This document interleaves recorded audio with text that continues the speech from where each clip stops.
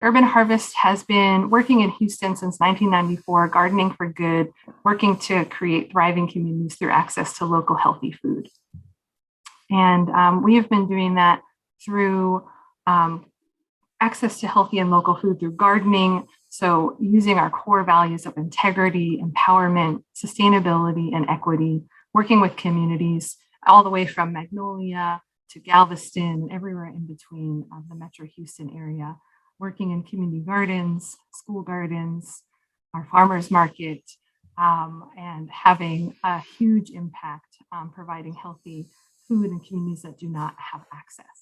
And so we operate one of the largest farmers markets in the region, and in Houston for sure, with over 90 vendors there every Saturday, rain or shine. We're teaching over 60 organic gardening classes every year, from basic courses to a permaculture series and workshops like just finished up with Dr. Bob Randall on fruit tree pruning and training. And we connect and support over 140 community gardens in the Houston area. And it's very possible that some of you are joining from one of those community gardens. We offer scholarships to our community garden members who are able to attend our classes for free. So it's a wonderful benefit if you're part of a community garden in the greater Houston area. And then we also help expose Houston youth to the wonders of gardening in the natural world. And so this can include foraging, and this could include medicinal plants, right? And native gardens and plants and ways to actually identify what grows in the world without us even touching it, right? So I'm very excited to learn more myself about that aspect that Dr. Mark Merriwether is here with us to share. And something new for folks who perhaps have known Urban Harvest for a long time is our mobile farmers market that started during the pandemic that I helped operate last year, and was to serve communities like the Third Ward, Sunnyside, Northeast Houston, and offer a mobile farmers market, bringing produce and vegetables and local goods to neighborhoods that might not already have access. So find our website. You already probably have found it by signing up for this class. Sign up for our monthly newsletter, follow us on Instagram and Facebook, and stay tuned to grow with us. Volunteer at a community garden near you. We'd love to see you and have you out in a garden or an event soon. So thank you so much. I am going to pass the microphone over to Dr. Mark Merriwether from Foraging, Texas. And I'll let you introduce yourself a little bit more if you'd like to, please. Sure. But I'm very excited to have you and appreciate your time. All right. Well, thank you for giving me this pulpit. Every preacher loves a place to preach, and that's pretty much I do, especially to gardeners, because frankly, I think you all work way too damn hard to produce food. So hopefully today I can point out some food that you've been throwing away, composting, cursing, or otherwise being really upset with and not realizing just how amazing it is. A lot of people get a little confused. They think it's winter. There aren't any plants in the winter. And I just think, have you not stepped outside? I'm originally from Minnesota, and that's where I learned foraging. And one of the really interesting things I realized very, very early on, I've been here since 1997, is a lot of the summertime weeds of the northern climes, the Minnesota, Wisconsin, New York, the places where foraging has been a big deal for a long time, are actually the wintertime weeds here in the Houston area and in Texas in general.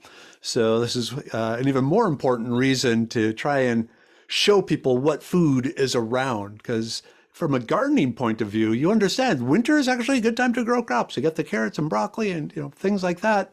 Garlic is probably planted months ago, but there's a ton of weeds out there, and for some reason people just think there aren't any. But as gardeners, there are. Oops, why is this not? Okay. For sure. So a little background. So Dr. Mark Merriwether, Vorderbruggen Ph.D. I have a master's in medicinal chemistry, a PhD in physical organic chemistry. I don't create new molecules. I take the molecules man and God has created and apply them to modern issues.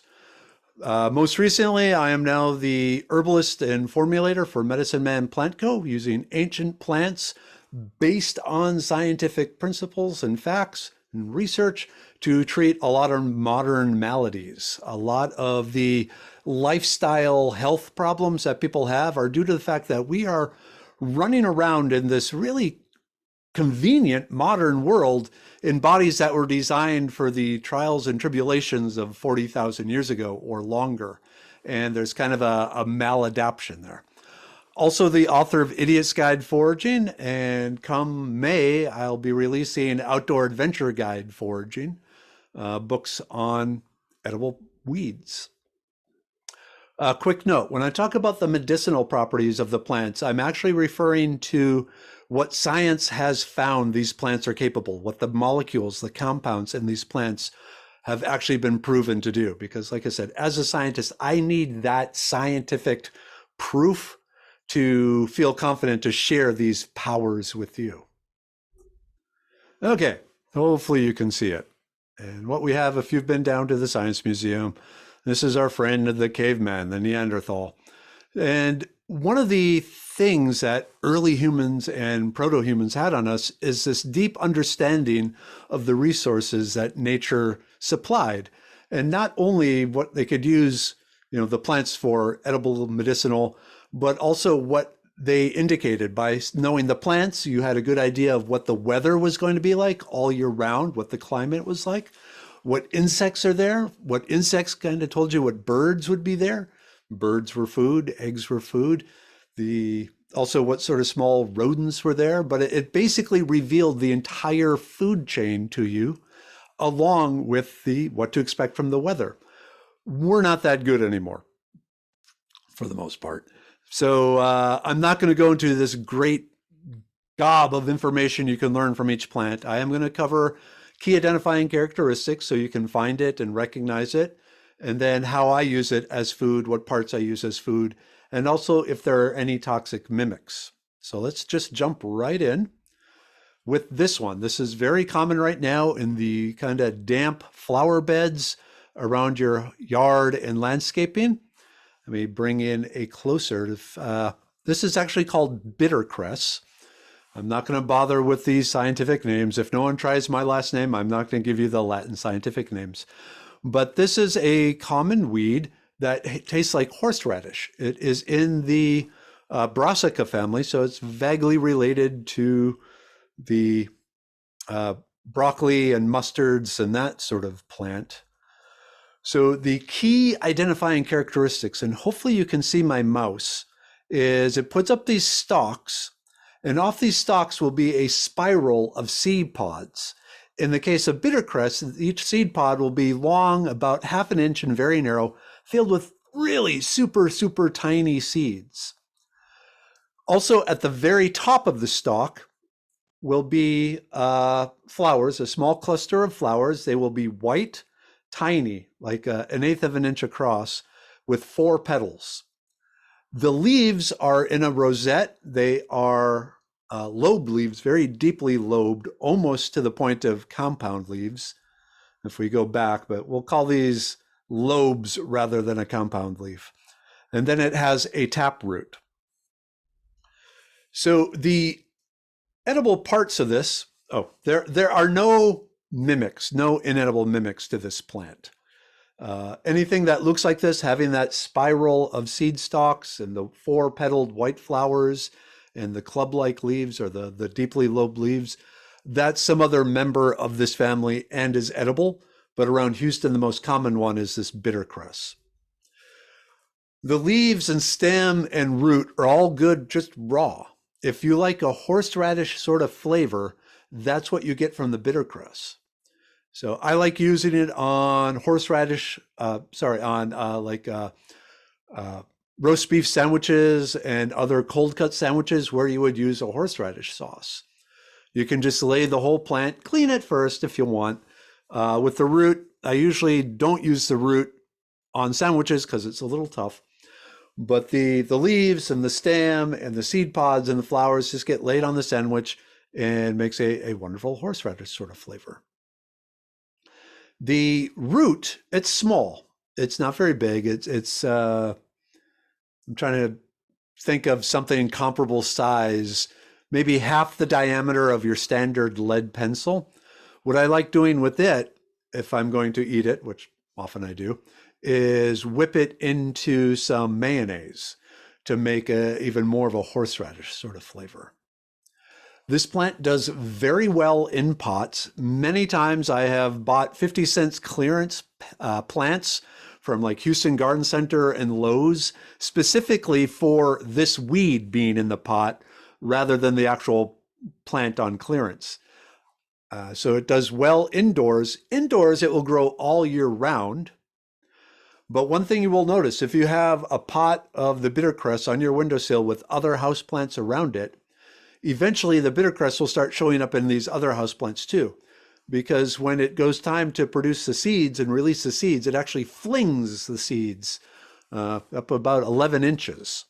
So it's a way of dispersing the seeds. And so eventually you'll end up with bittercress in all your potted plants. So just a nice raw horseradish sort of flavored plant. You find it in kind of damp, shady soils throughout the winter months. Very easy to recognize with that stalk with the spiral of long, narrow seed pods on it and the cluster of white flowers at the top.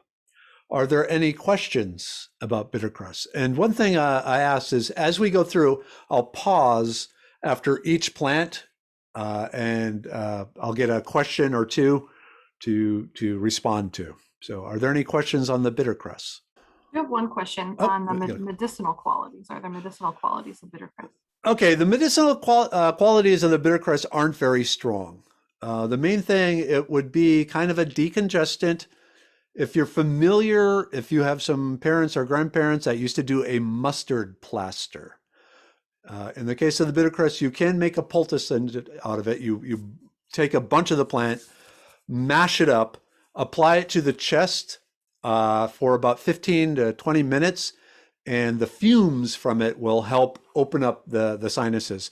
But generally, bittercress is just used as food, not as medicine. Later on, we'll get into some plants that have medicinal properties, but this not so much. Okay, speaking of medicinal properties, here's another really good one that actually has food and medicine. This is very common right now. This is called chickweed. And it forms big clusters, usually along fences or along the sides of the house. The key identifying characteristics, there are several. First, if you're familiar with mint, it's not a mint, but it has the same arrangement of leaves where it has opposite alternating leaves. So it'll have two leaves directly across from each other. The next set will be rotated 90 degrees directly across from each other. So opposite alternating leaves up the stem. And then if you look very closely at the stem, you will see there's a single line of hairs running up the stem, kind of like a mane on a horse. So this line of hairs runs up or down, depending on your point of view, the stem. So we're saying it's running down on the left side of the screen. Then when it hits a junction of the leaves, that line of hair jumps over to the other side of the plant. So we're running down, we get to this set of leaves, and now the hairs are over on the right side of the plant. There's no other plant that has this opposite alternating leaves with the lines of hairs that kind of switch sides as it goes down the stem. Then if you look very closely at the flowers are very small. They're less than a quarter inch across. It looks like there are 10 petals to it, 10 white petals. But if you actually used a magnifying glass, you would see there are only 5 petals, but they're very deeply cleft.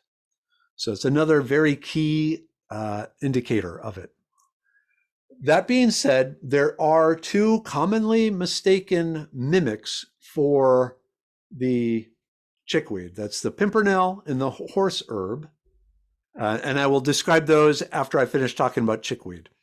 But how do we use the chickweed? First, the leaves, and in this case, the leaves and the stems and the flowers, basically all aerial parts of it, everything above ground.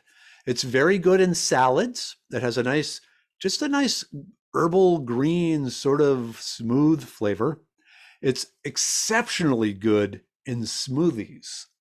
The chickweed does have a small demulcent effect, so it's a tissue soother due to some mucilage material in it. It's not slimy like okra or cactus pads, but when you put it in smoothies and blend it up, that slight mucilage adds a really excellent creaminess to the smoothie and makes it almost more milkshake-like than icy. But that mucilage, also think of this plant as a aloe vera substitute. So poultices of this plant were applied to any sort of damaged, sore, irritated, or inflamed tissue, skin. So burns, scratches, mosquito bites, ant bites, those sort of things. The plant was be pulped up and applied, just like aloe vera slime. Eating it, also, if you've ever had slippery elm to treat gastrointestinal issues, it helps that same way too. It helps rebuild the slime layer in your mouth, throat, and gastrointestinal tract. So think of it as an aloe vera substitute in a way. Really, really, really useful for that. But a wonderful, just bland green that goes great in salads. It goes great on hamburgers. Anywhere you would use like a lettuce sort of thing, but I think it has a better flavor than lettuce. But also it has that soothing effect on damaged tissues. The mimics, I mentioned the scarlet pimpernel and the horse herb. And when I say inedible mimics, I'm not saying poisonous. The scarlet pimpernel and the horse herb are not poisonous per se. The scarlet pimpernel, the one here with I guess this would be a scarlet. I'm going to call it orange. Orange and occasionally blue flowers looks very similar to chickweed because it does have the opposite alternating leaves, but there are no hairs along the stem. So it lacks that horse mane along the stem. The stem itself is actually square, where on chickweed it's more round.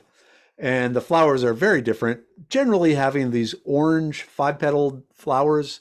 And occasionally, depending on, there's a very common mutation where it can also make blue. The interesting thing about scarlet pimpernel is it used to be medicinal, but it no longer is. Not because the plant has changed, but society has changed. Scarlet pimpernel, a tea made from scarlet pimpernel, was considered to be a medicine for melancholy. What it would do, if someone was feeling blue and down, they would brew a cup of scarlet pimpernel tea for them, and the person would drink it. What that did was then stimulate the digestive juices, which stimulated hunger. But in ye olden days, the only time you could eat is when the whole family was eating. It was, you couldn't just run off to the pantry. And so your hunger would drive you to rejoin the family. And if they weren't the ones that were making you so blue, you would actually be hanging out and eating with people who loved you, and it would lift your mood. Nowadays, if you drink some scarlet pimpernel tea, you'll get hungry, you'll go to the pantry, you'll eat a bag of Doritos, and you'll end up feeling worse about yourself because we now have such ready access to food. It doesn't force you to rejoin society just to get food. The other common plant mistaken for chickweed is the horse herb, sometimes called straggler daisy. It has, again, the opposite alternating leaves, about the same size and shape of the chickweed. In the case of the horse herb, it is covered with fine, coarse hairs, the leaves and the stem, all of it. And it also has the small yellow flower. The horse herb has no nutritional value for humans, but it's not poisonous either. It's basically like eating a brown paper bag.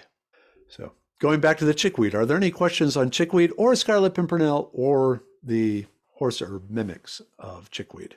All right, those of you with have like abandoned lots or slightly bigger fields, bigger yards, or maybe your yard backs up against a drainage ditch. I saw there was someone from Sugarland, so like if you're ever along Oyster Creek, you may see this, or in Pearland. I used to work in Sugarland. I also worked in Pearland, so I know those parts of town pretty well. You'll see this plant later. Well, right now it looks like this. Late spring into the summer, it will be tall 3 to 4 foot stalks of this rusty brown cluster of seeds, and you'll see close-ups of this soon. But this is curled dock, also known as curly dock, also known as yellow dock. And this is an excellent, excellent food. If some of you grow French sorrel in your gardens, this is a wild relative of that plant and has the same sort of flavor profile. So the key identifying characteristics as it matures, the leaves get very large. You can see they get, up to 18 inches long. It puts up a 3-foot stalk, and when it does put up the stalk, it'll start with these tiny, tiny green flowers, but they eventually turn into that rust-colored stalk. There are no mimics to this plant. So how do you use it? Well, the leaves you eat raw. I'm going to jump around a little bit. If you look at this very first picture, the young, tiny leaves, when they're about 4 inches long or shorter, are excellent raw. They have a wonderful tangy, lemony sort of flavor. So like I said, if you're familiar with French sorrel or bloody sorrel, some of those traditionally garden sorrels, this has that same flavor profile. So when the leaves are young and the edges are still curled up like a scroll, that's when you eat it raw. As the leaves get bigger, they do become a little bit tough, especially the center rib.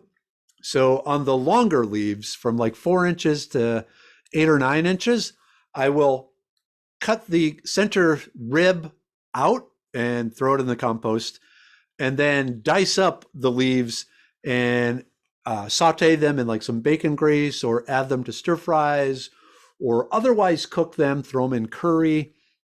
Just different things that helps tenderize them some and removes a little bit of the bitterness, but it still has that nice tangy sort of flavor. The seeds are perhaps my most favorite part. They're easy to collect. You just grab hold of the base and wrap your hand around it and strip all the seeds off, because they're very tiny. They do have a husk on it. It'll be a husk with 3 seeds on it. You do have to remove that husk.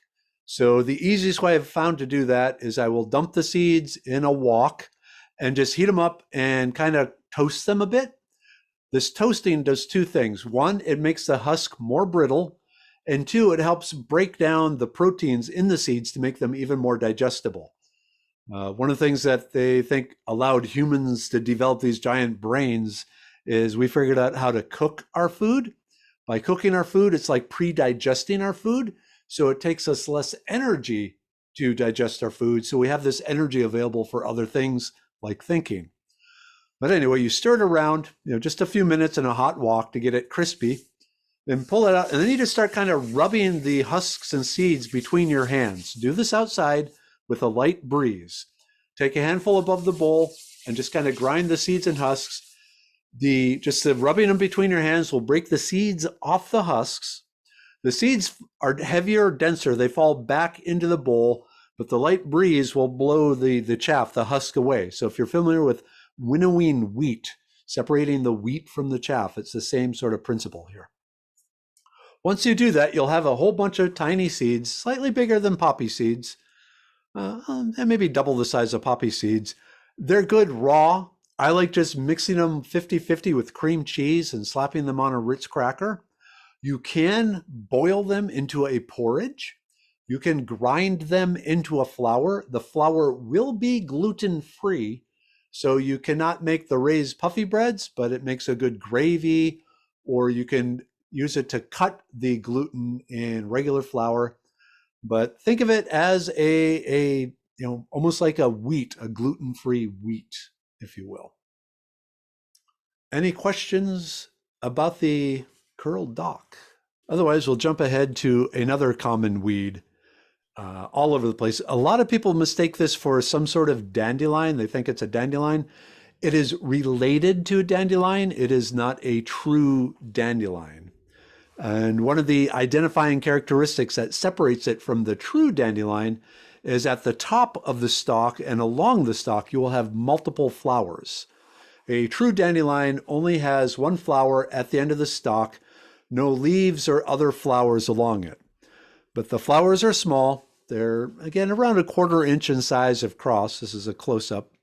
The edges of the petals are flat. The center will have a little ring of black dots. The leaves look like dandelion leaves because they are in the same family, but this is the Japanese hawkweed.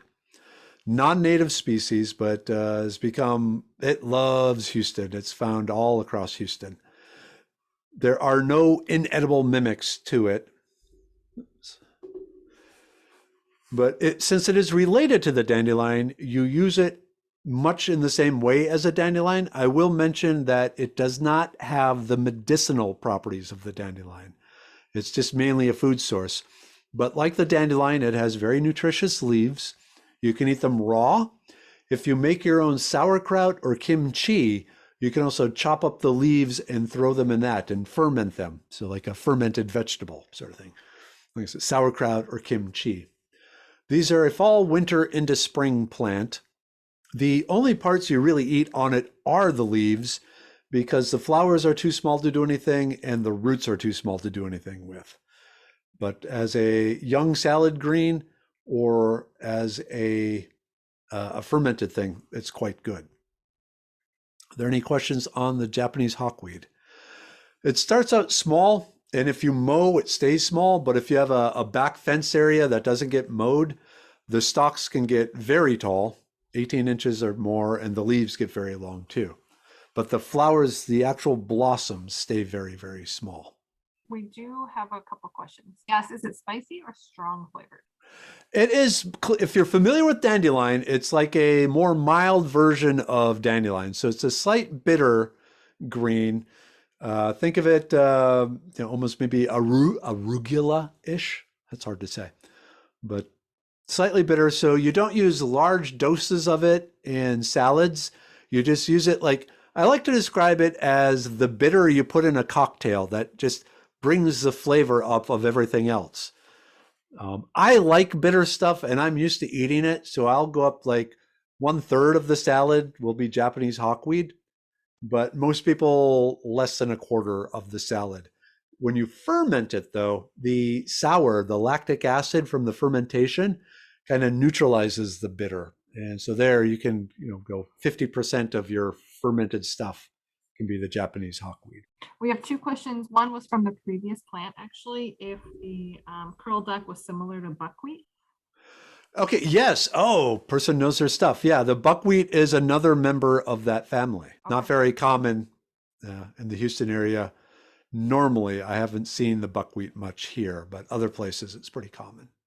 And then one other general question, could any of these plants discussed so far be grown indoors?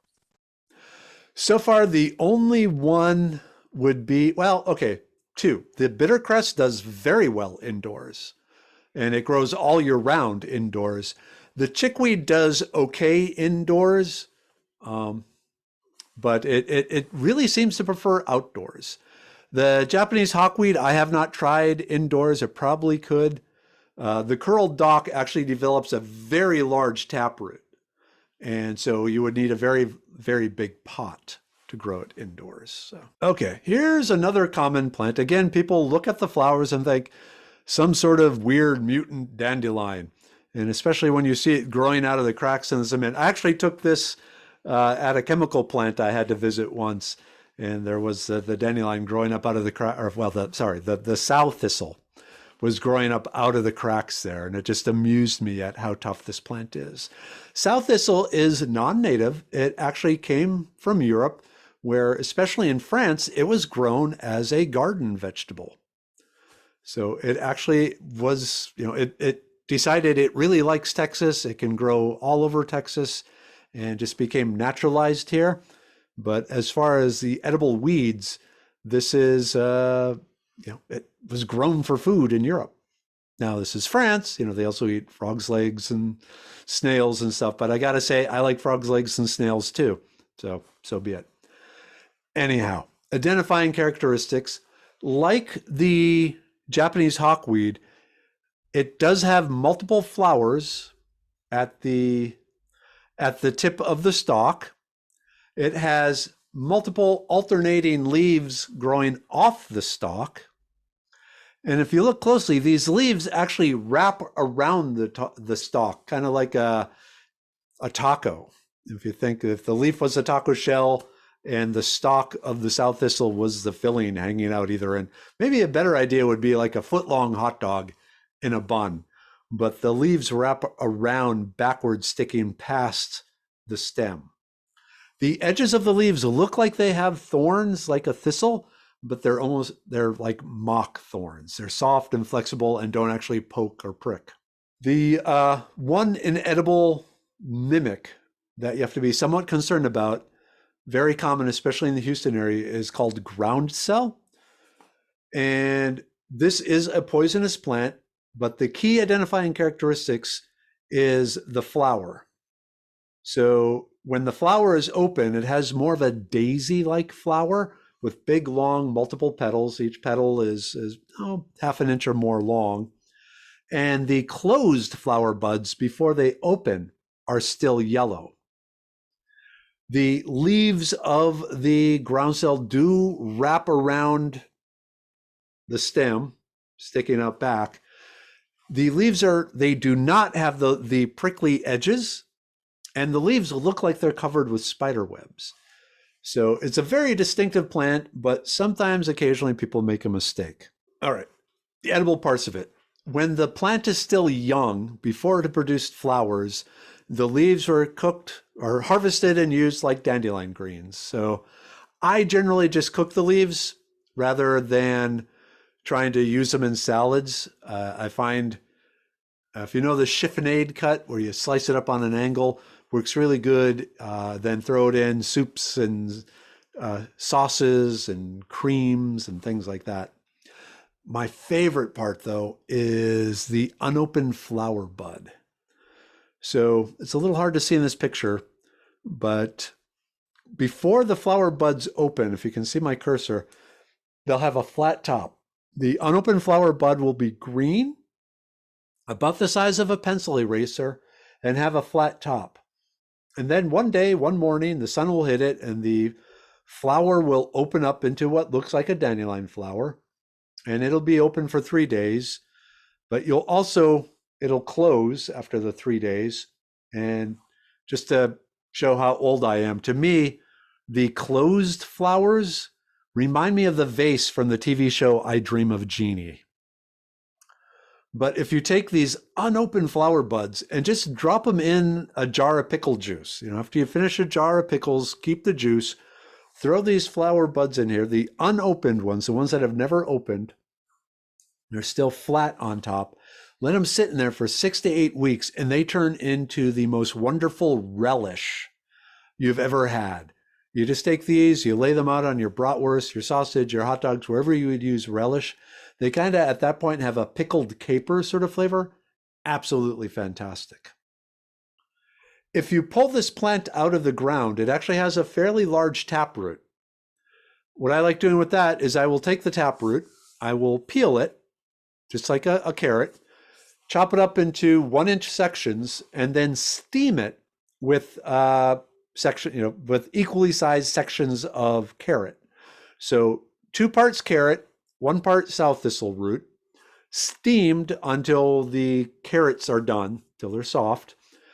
That steaming removes the bitterness, but leaves some other complex flavors that go really well with the sweetness of the carrot. All right, moving on. Now let's get to the dandelion, the true dandelion. Again, a foreign invader that has really fallen in love with North America, really the world.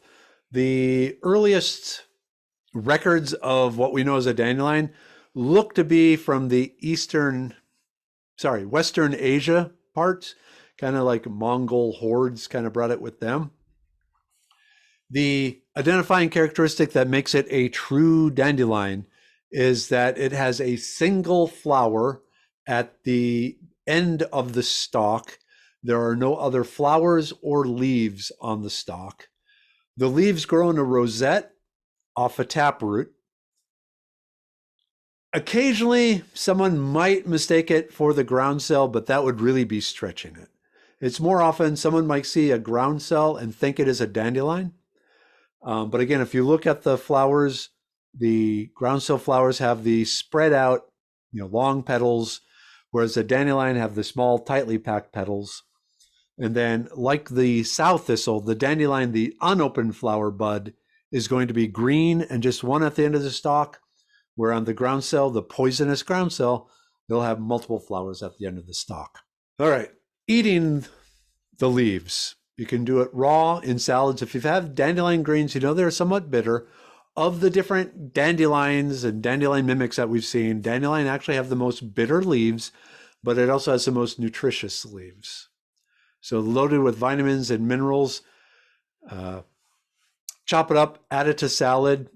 Growing up, my personal favorite way that my mom would serve the dandelion greens would just be to pour hot bacon grease over them and throw some crumbled bacon in there, maybe some boiled egg, and we would devour that wonderfully.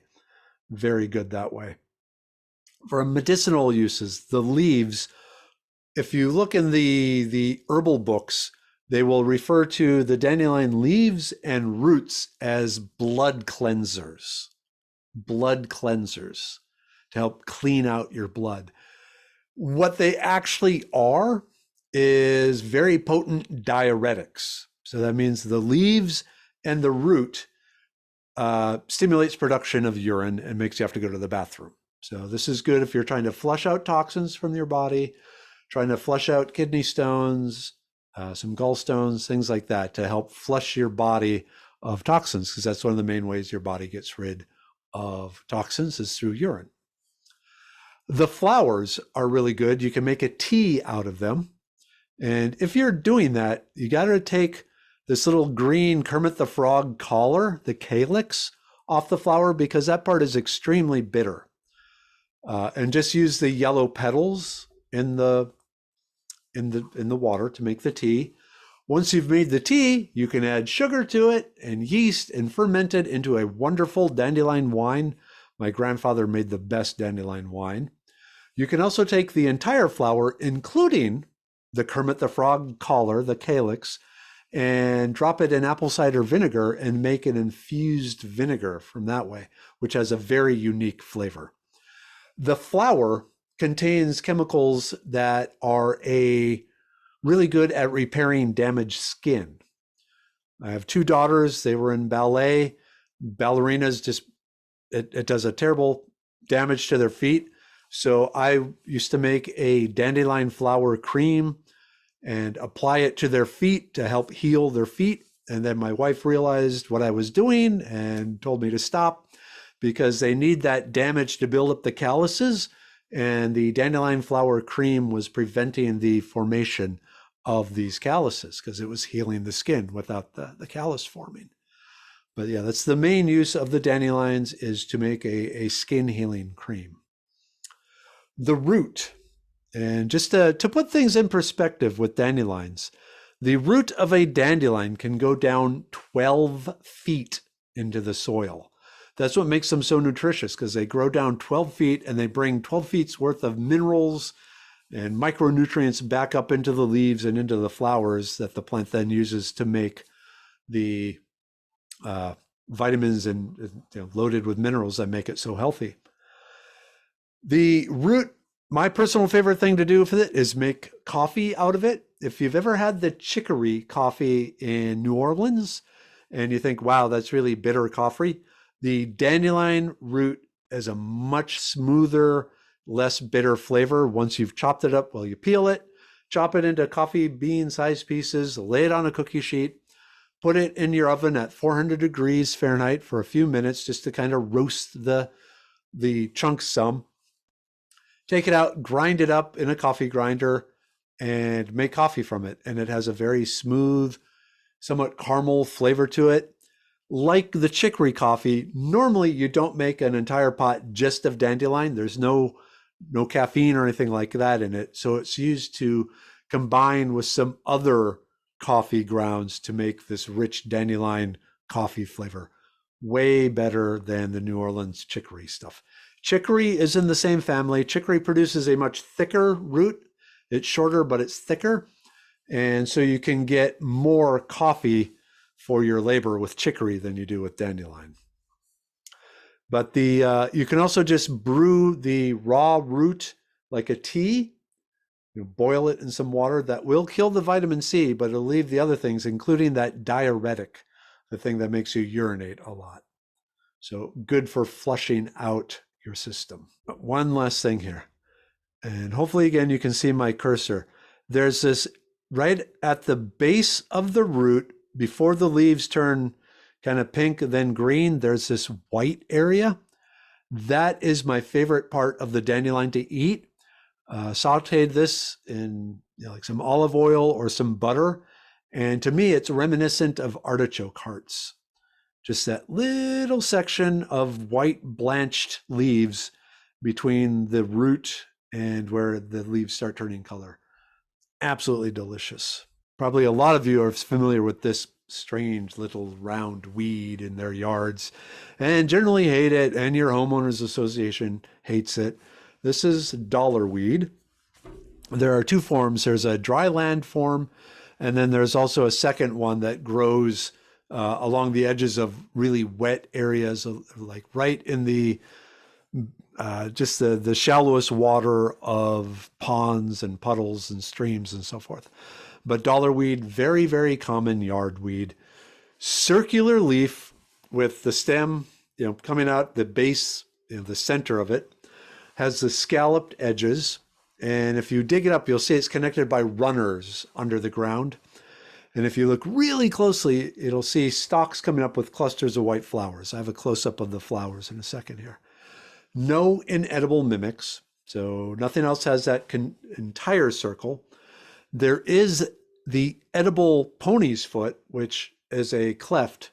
So instead of a complete circle, it has a cleft to it, the pony's foot. But the dollarweed, to me, the young leaves taste like cucumber.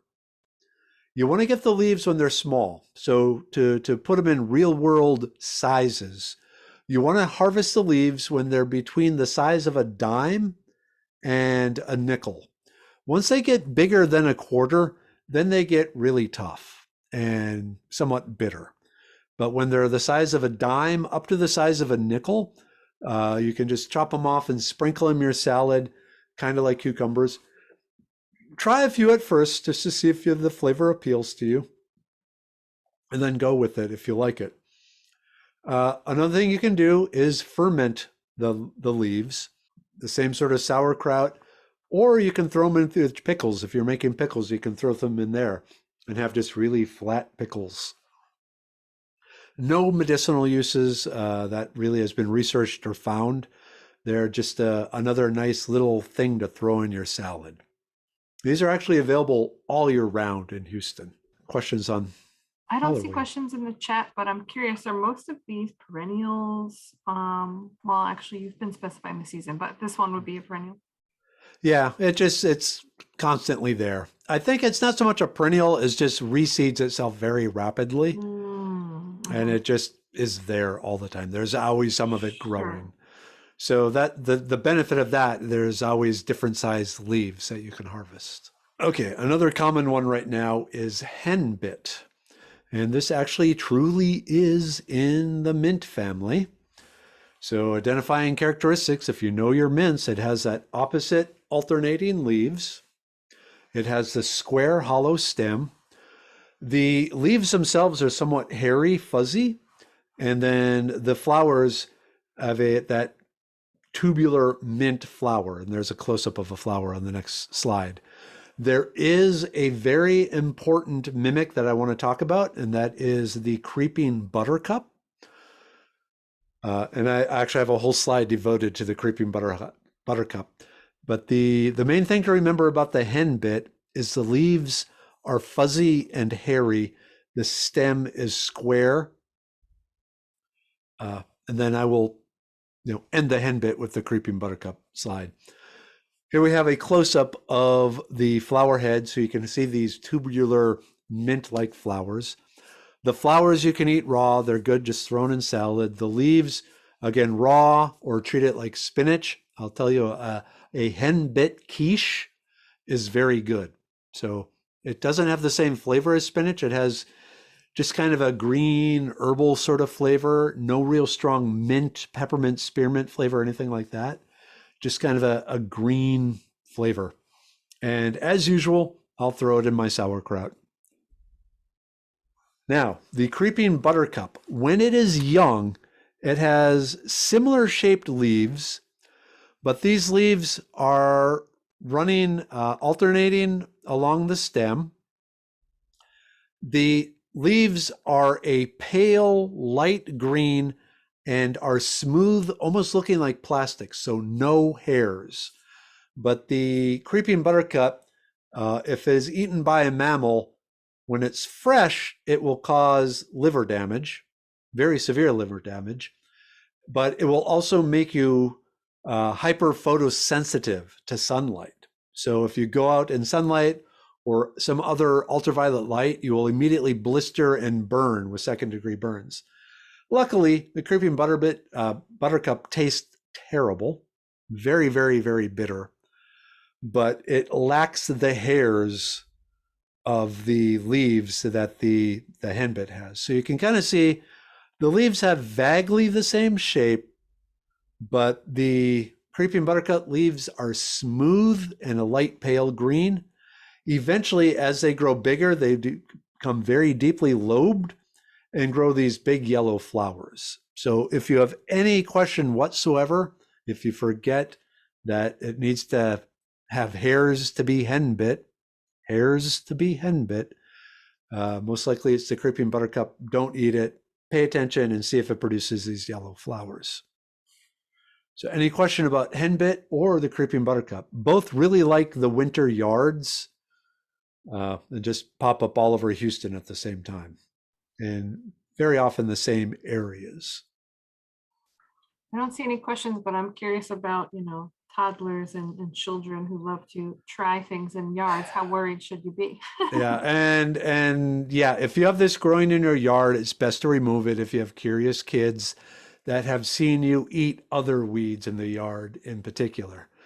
But generally it tastes so bad and it's so bitter that they won't eat enough to do real serious damage. Okay, another non-native naturalized species is the common plantains. So this another name for this was white man's footprint. The Native Americans noticed that wherever a white man showed up, soon after these plants would follow. They were brought over from Europe as food and as medicine, more on the medicine side than on the food. So the key identifying characteristics, the leaves grow in what's called a rosette or a circle. The leaves themselves are palmately veined. Most leaves, if you ask like a 5-year-old to draw a leaf, in the center of the leaf, they'll draw a single line and have other veins coming off it usually, or like the clip art for plants, they'll have that single vein with the other veins coming off it. That single vein with the other veins coming off it is pinnate.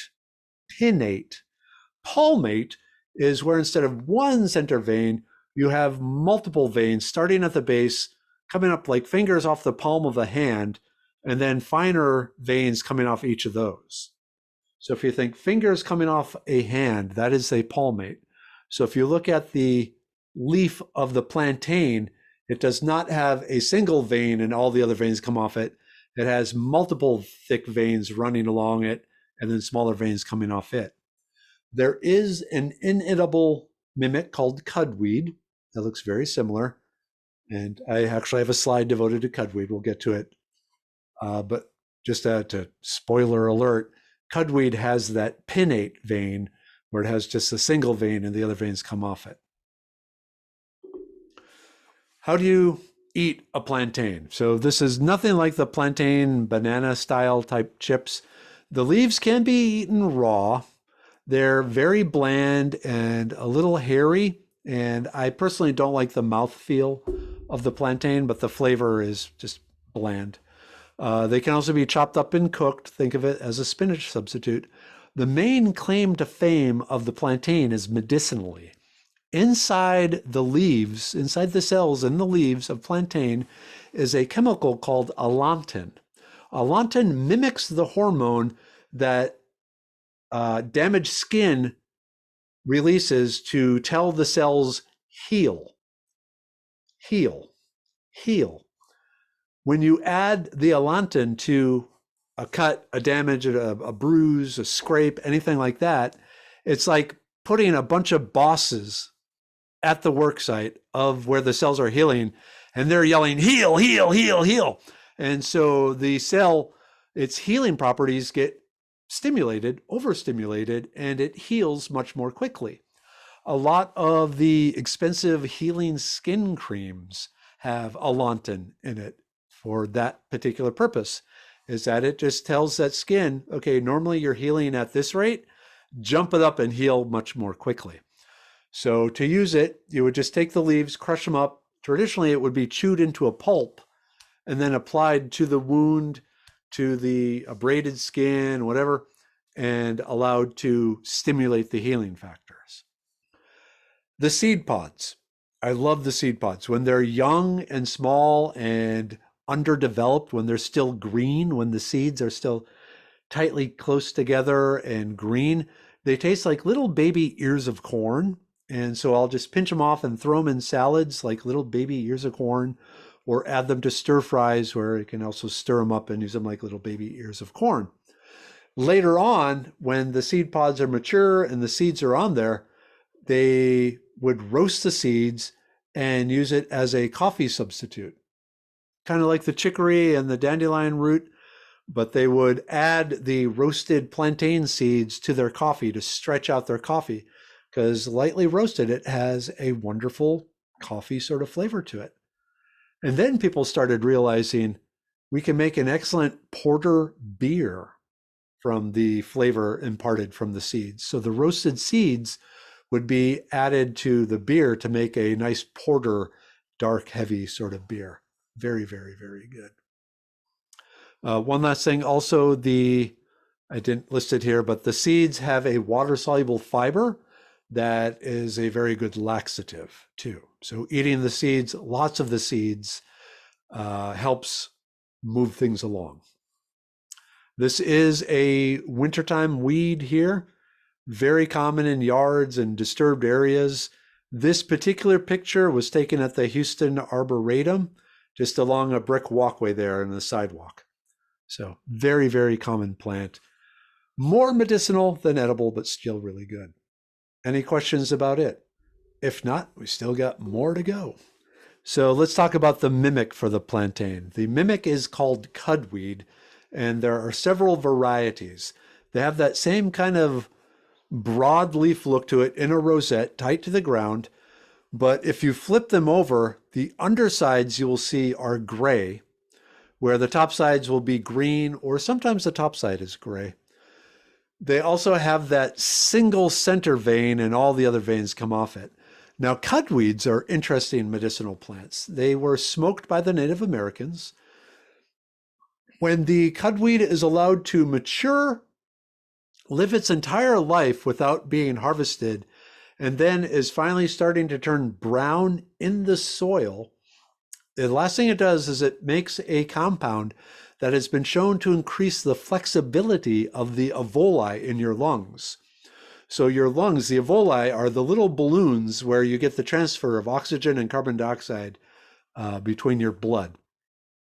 And by increasing the flexibility of these, what that means is that when you inhale, they stretch out bigger, get more surface area, and so you can get a better transfer of gas, of the oxygen in and the carbon dioxide out.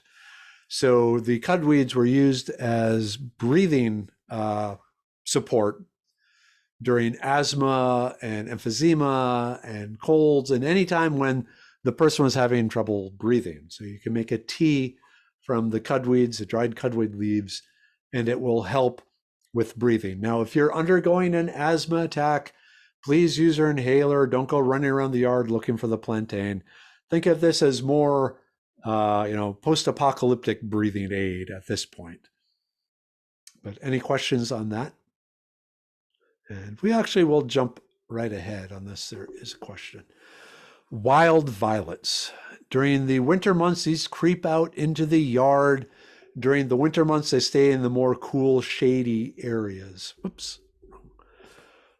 But the wild violet, this is one of the most nutritional weeds, other than maybe a dandelion, that you are going to get in your yard, in your garden plot, somewhere in your neighborhood for sure. The identifying characteristics, it has that very distinctive heart-shaped leaf, and then the lobes, the bottom non-pointy part, kind of curl up around the stem.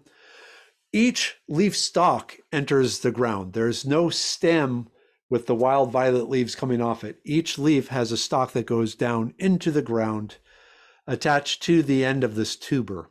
And then it has the 5-petaled violet flower. There are no mimics to the wild violet. Uses: the leaves are good raw. They're also good cooked. If you cook them, you will destroy their very high concentration of vitamin C.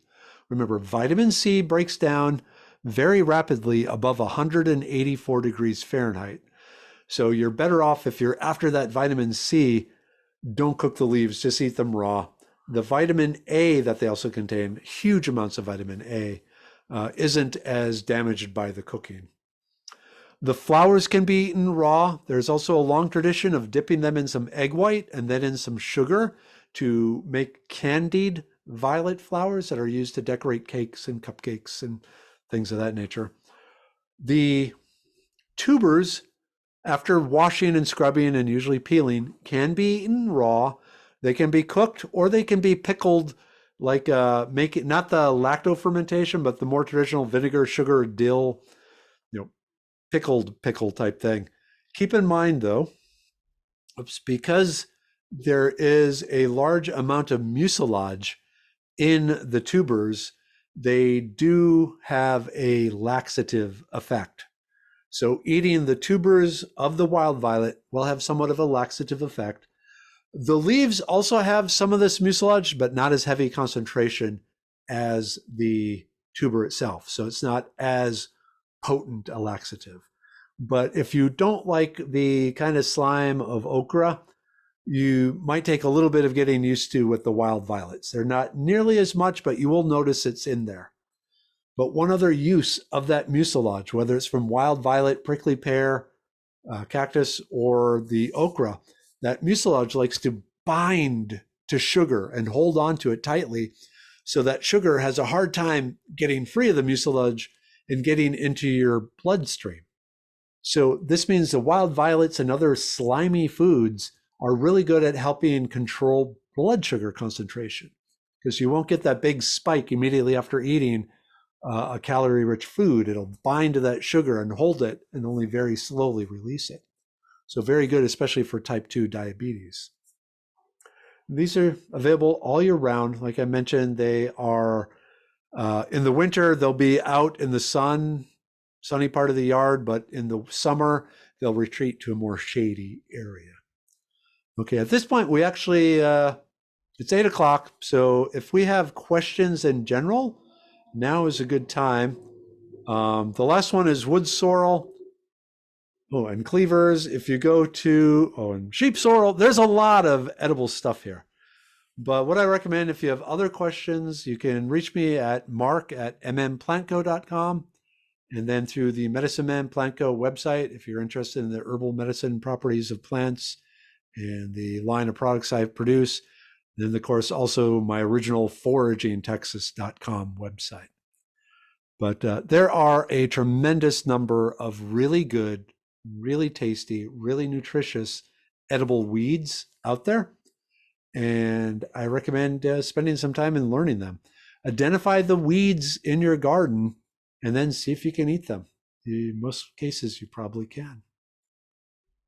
So Awesome. at this point, like I said, are there any questions? I have a question from Lindsay, and thank you so much. I'm fascinated. It's awesome. I have a lot of positive comments in the chat. Anyways, how do you decide where to forage in an urban area like you? Okay, so first off, a lot of people are concerned about toxicity issues. There's been some really, just from pollution, there's been some really interesting studies that have shown a lot of the weeds in urban environments do not pick up pollution like you would expect. That being said, you don't want to collect from the edge of a parking lot or in the middle of a chemical plant or things like that. And actually, the Texas laws require you to have permission of the property owner before you take any plant material. This goes back to the sheep and cattle wars of the 1800s. No park, no city park will let you forage at it. Most of the nature preserves do not allow it. To them, the nature is there just to be looked at. There are so many people In Houston, if they allowed people to start picking the plants, all the plants would disappear. This is a problem in Los Angeles and New York City and San Diego, places like that where they allow foraging in public property or in public lands. It's wiping them out. Now, that being said, the one public land that you are allowed to harvest plants, the aerial parts of plants, you cannot dig them up, but you can harvest the aerial parts of plants, is along Texas roadsides. Along Texas roadsides. Every spring, the Texas Department of Public Works issues a notice. Yes, you are allowed to pick the bluebonnets. You can actually pick any plant growing along the roadsides. Legally, the roadside is from the driving surface down through the ditch, back up to the equal height level with the road surface, or if there's a property fence line, you are allowed to harvest the plants along there. Sometimes a property owner will not like that. If they give you any grief, rather than argue with them, just go down the road. Also, of course, watch out, don't get hit by a car. Backcountry roads are better than busy streets. But yeah, generally private property and roadsides. Great. A couple other questions. Do you forage mushrooms? Yes, I love mushrooms. And actually, this time of year is a great time to be foraging mushrooms. They like the wet and the cool much better than hot and wet. And going back, so when you asked about plants, mushrooms are different than plants, and there's some different rules on where you can forage them. Mm-hmm. The cool thing about mushrooms is you are allowed to harvest them in national forests. So the Sam Houston National Forest, the Davy Crockett National Forest, and the Angelina National Forest. Not national parks, not national preserves, but national forests. You are allowed to harvest 1 gallon of mushrooms per day per person for private use, not to sell. So right now, January, after hunting season is over, is when some buddies and I head up into the Sam Houston National Forest looking for things like lion's mane and oyster and wood's ear, a bunch of different ones, chanterelles, lots of good mushrooms. There's a question on if you have a booklet with this information available. I do not have any sort of booklet. All this information is on the Foraging Texas website. Okay. I don't make any money from the Foraging Texas website, so I use these things to promote my Medicine Man Plant Co. business. Thank you. But yeah, it's all there. Over on foragingtexas.com, there's over 225 plants and mushrooms right now. And the same sort of thing, where to find it, how to use it, are there toxic mimics, multiple pictures, close-ups of the flowers and the leaves, and everything you need to properly identify the plants. So foragingtexas.com. Last question, just to keep everyone's time. Irene was a little confused on the plantain and cudweed, which is the one used as a tea for breathing assistance. The cudweed. The cudweed is used as the breathing plant. But the trick is you have to let it live its entire life in the ground. And like I said, the last thing it does is produce those medicinal chemicals. So if you take it too early, you're not going to get the full evoli expanding sort of thing. Oh goodness, wait, I see one more question. Thank you. A weed that looks a little like strawberries, wondering if it is edible. The little red berries, that's known as a mock strawberry or Indian strawberry. The berries are edible, but tasteless. I like throwing them in desserts because they look cool, but there's so much sugar and other stuff going on in the dessert that people realize or don't realize they have no flavor. And then the flowers and the leaves of the mock strawberry or Indian strawberry is a very rich source of vitamin C. All right. Well, thank you so much, folks. We're just thanking you. I hope everyone has a wonderful evening, and we hope to see you in one of our classes or in Dr. Merriwether's classes here soon. And be well. Thank you. All right. Have a great evening, everyone. Thanks again for taking the time and wanting to learn about this stuff around you. Hopefully I've made your life a little easier. So yeah, on that note, I am out of here because I'm hungry. Yes, let's go eat. Bye-bye. All right. Bye. Good night.